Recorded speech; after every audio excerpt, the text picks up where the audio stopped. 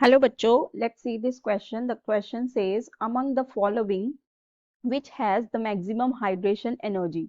Option A, OH minus, B, NH4 plus, C, F minus and D, H plus.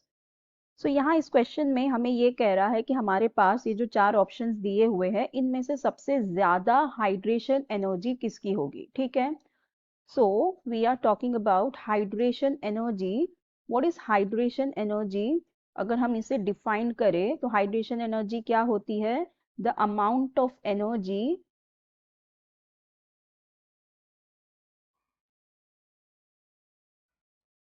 released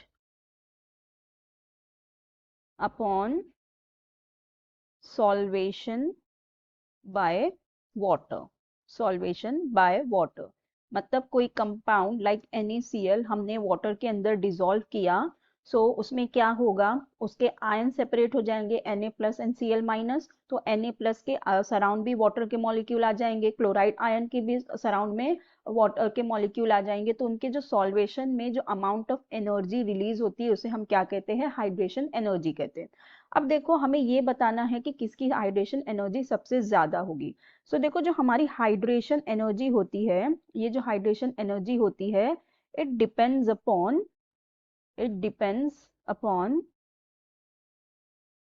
the charge density, on ion, ठीक है। एक किस पे depend करती है? चार्ज डेंसिटी ऑन आयन पे depend करती है। और दूसरा किस पे डिपेंड करती है? It depends on the ionic radius कह लो या size of the cation. Ionic radius और साइज ऑफ द कैटायन, ठीक है, size of the cation.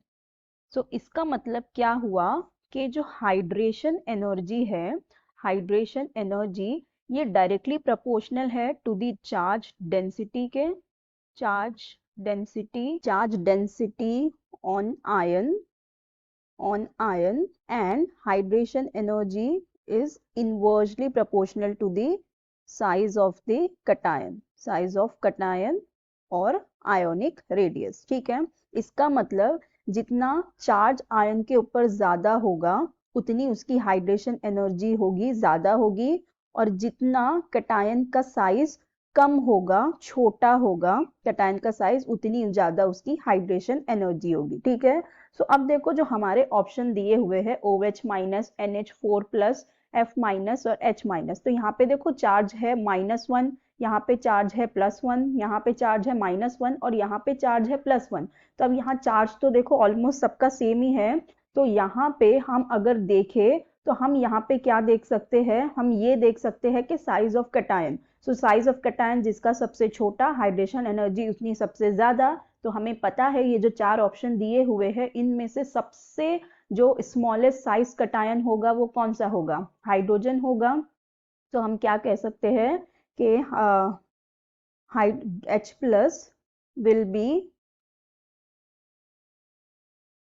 smaller in size,